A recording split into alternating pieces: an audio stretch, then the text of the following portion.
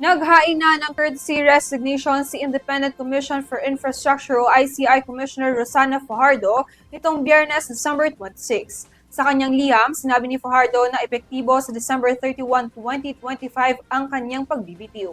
Itinalaga siya bilang commissioner noong Setyembre ng kasalukuyang taon. Ayon kay Fajardo, natupad na niya ang mga layunin ng kanyang pagtatalaga, particular na sa larangan ng financial oversight at investigasyon ng mga proyekto sa infrastruktura. Kabilang dito ang pagbuo ng mga mekanismo sa pangangalap ng ebidensya, paghahanda ng mga work plans at pangangasiwa sa mga voluntaryong investigador. Ibinahagi rin niya na ang kanyang mga rekomendasyon ay nakatuon sa pagpapabuti ng government procurement at budgeting processes kaugnay ng mga infrastructure projects. Naniniwala si Fajardo na ang susunod na yugto ng pananagutan ay dapat ng pangunahan ng mga ahensyang may mandato sa pag-uusig tulad ng Department of Justice at Office of the Ombudsman.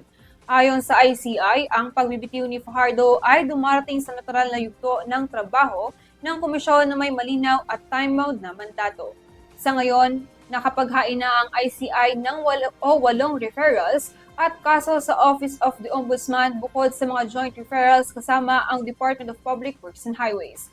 Halos 100 individual na ang sangkot sa mga kasong ito, kabilang ang mga mambabatas, matataas at pagitnang opisyal ng DPWH, mga kontratista at maging isang nakaupong opisyal ng Commission on Audit.